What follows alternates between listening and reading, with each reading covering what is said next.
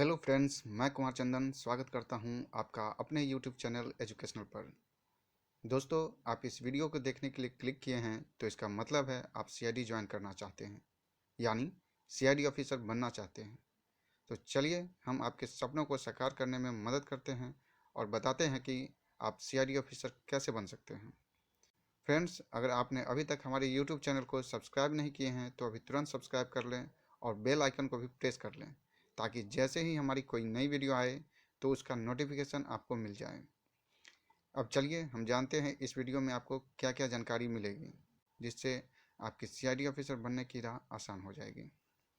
इस वीडियो में हम जानेंगे सीआईडी ऑफिसर बनने की योग्यता क्या होती है, उम्र सीमा कितनी होती है, आप इस एग्ज़ाम में कितनी बार शामिल हो सकते हैं, एग्ज़ाम कितने स्टेज में देना होगा, सिलेबस में क्या सब पढ़ना होगा, एग्ज़ाम किस पैटर्न का होता है, रिटेन एग्ज़ाम पास हो जाने के बाद फिजिकल टेस्ट में क्या सब होगा, एग्ज़ाम पास होने के बाद आपको कौन सा पद मिलेगा, ज्वाइन करने के बाद आपकी सैलरी कितनी होगी। तो चलिए अब बारी बारी से इन सभी बिंदुओं को विस्तार से समझते हैं। साथियों, किसी भी जॉब को पाने के लिए आपको एक रणनीति बनानी होगी। उसी रणनीति के आधार पर आपको अपनी तैयारी में धार लाना होगा, तभी आप कम समय में अपनी मंजिल को पा सकेंगे। दोस्तों, इस वीडियो के माध्यम से हम आपको एक राह दिखा सकते हैं, उस पर चलना आपको ही होगा।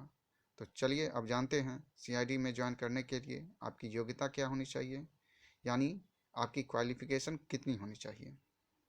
सीआईडी में ज्वाइन करने के लिए आपको कम से कम 12वीं पास होना चाहिए, तभी आप इसका फॉर्म भर सकते हैं। लेकिन ऑफिसर बनने के लिए आपकी योग्यता ग्रेजुएशन होनी चाहिए। अब जानते हैं इस परीक्षा में बैठने के लिए उम्र सीमा कितनी निर्धारित की गई है। सबसे पहले जानते हैं जनरल कैटेगरी के कैंडिडेट्स के लिए उम्र सीमा क्या है।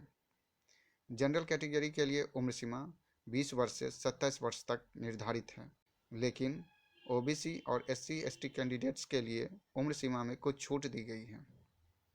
ओबीसी कैंडिडेट्स की उम्र सीमा में 3 वर्ष की छूट दी गई है, यानी ओबीसी कैंडिडेट्स 30 वर्ष की उम्र तक इसकी परीक्षा दे सकते हैं। वहीं एससी एसटी कैंडिडेट्स को 5 वर्ष तक की छूट दी गई है, यानी एससी एसटी कैंडिडेट्स 32 वर्ष की उम्र तक इसकी परीक्षा दे सकते हैं। दोस्तों, उम्र सीमा के बारे में जानने के बाद आपको यह भी जानना जरूरी है कि इस परीक्षा को आप कितनी बार दे सकते हैं, यानी इस परीक्षा में आप कितनी बार अपीयर हो सकते हैं। सबसे पहले जानते हैं जनरल कैटेगरी के कैंडिडेट्स के बारे में। जनरल कैटेगरी के कैंडिडेट्स 4 बार इस परीक्षा को दे सकते हैं, जबकि ओबीसी कैंडिडेट्स 7 बार दे सकते हैं। वहीं एससी एसटी कैंडिडेट्स उम्र सीमा की समाप्ति तक इस परीक्षा को दे सकते हैं। दोस्तों, ये तो थी अटेम्प्ट की जानकारी। अब जानते हैं यह एग्ज़ाम कितनी स्टेज में संपन्न होती है। तो चलिए बारी बारी से आपको सब बताते हैं। सीआईडी ऑफिसर बनने के लिए आपको सबसे पहले रिटेन एग्ज़ाम पास करना होगा, उसके बाद आपका फिजिकल टेस्ट होगा, फिर इंटरव्यू ली जाएगी, यानी यह परीक्षा 3 चरणों में संपन्न होगी, जिसमें सफल होने के बाद आप सीआईडी ऑफिसर बन पाएंगे। लेकिन दोस्तों, यह तभी संभव है जब आपको इस परीक्षा की सिलेबस पता हो। बिना सिलेबस जाने हुए अगर आप इस परीक्षा की तैयारी करेंगे तो आप अपना समय और अटेम्प्ट दोनों गंवाते जाएंगे। तो चलिए अब जानते हैं इसकी सिलेबस के बारे में। इस परीक्षा में आपको general awareness, general intelligence, English comprehension और क्वांटिटेटिव एप्टीट्यूड से प्रश्न पूछे जाते हैं। इसलिए आपको इन सभी विषयों की तैयारी बारीकी से करनी होगी, जिससे आपकी सफलता सुनिश्चित हो पाएगी। दोस्तों, सिलेबस की जानकारी के बाद अब जान लेते हैं इस परीक्षा का पैटर्न कैसा होता है। दोस्तों, यह परीक्षा 2 पार्ट में होता है। पहले पार्ट में 200 अंक के प्रश्न पूछे जाएंगे, जिसके लिए आपको 2 घंटे का समय मिलेगा। वहीं दूसरे पार्ट की परीक्षा 400 अंक के होंगे, जिसके लिए आपको 4 घंटे का समय दिया जाएगा।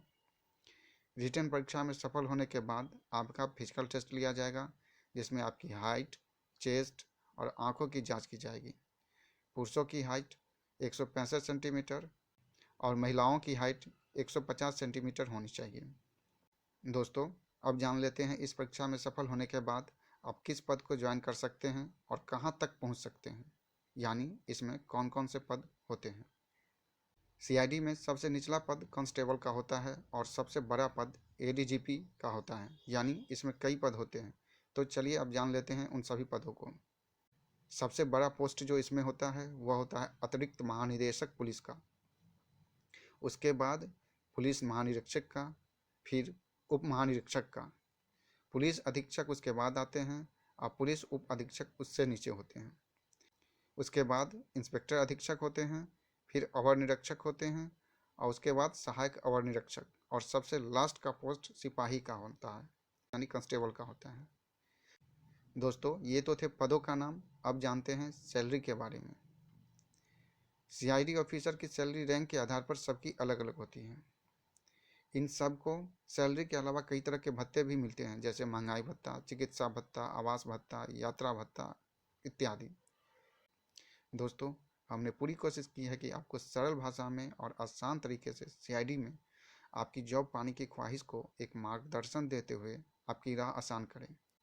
अगर हमारी यह वीडियो आपको अच्छी लगी हो तो लाइक ज़रूर करें और अपने दोस्तों के साथ शेयर भी करें ताकि उनको भी जानकारी मिल सके। अगर आप किसी अन्य टॉपिक पर जानकारी चाहते हैं तो हमें कमेंट बॉक्स में ज़रूर बताएं ताकि आपके लिए उस टॉपिक पर हम वीडियो बना सकें। दोस्तों अगर आप अभी तक अपने इस YouTube चैनल को सब्सक्राइब नहीं किए हैं तो अब कर लीजिए ताकि अगली वीडियो की नोटिफिकेशन आपको मिल सके। Thank you.